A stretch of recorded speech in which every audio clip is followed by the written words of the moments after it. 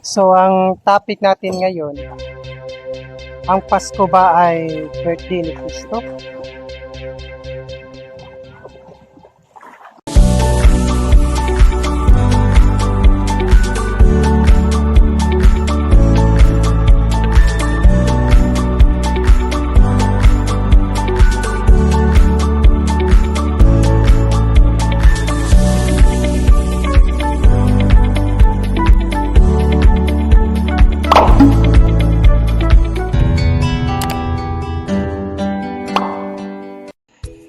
Nandito tayo ngayon sa isa sa pinapasyalan ng mga taga dito sa Lanao del Norte.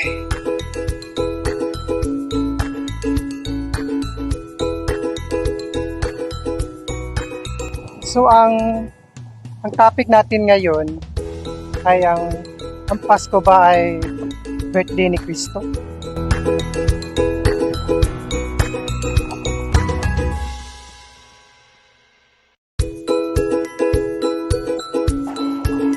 So, ang sabi ng mga Katoliko, base sa libro ng Catholic Encyclopedia, the actual date of the Lord's birth is unknown.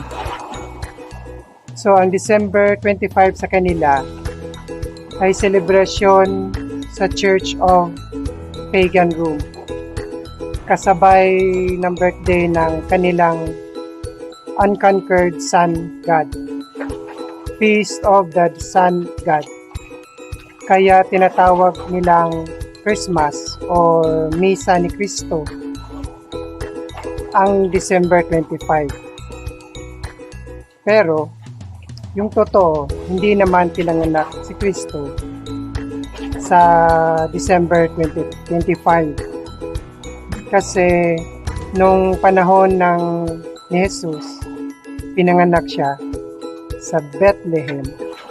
Kasi sa Bethlehem, sa December 25 is winter season.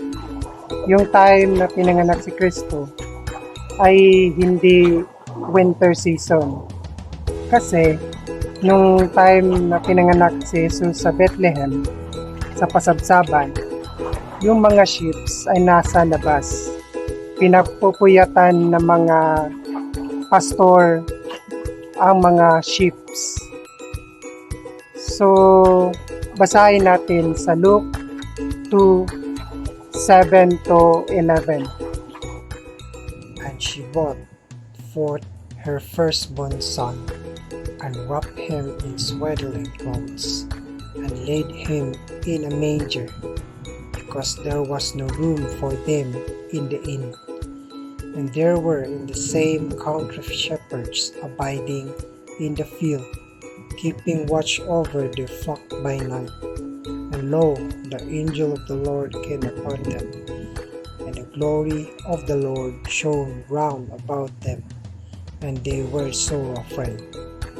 And the angel said unto them, Fear not, for behold, I bring you good tidings of great joy, which shall be to all people.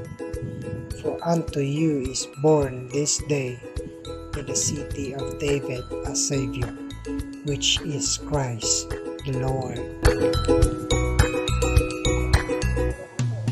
Kung magbasa tayo o mag-base tayo sa Biblia, ay walang possibility na ipinanganak si Jesus sa December.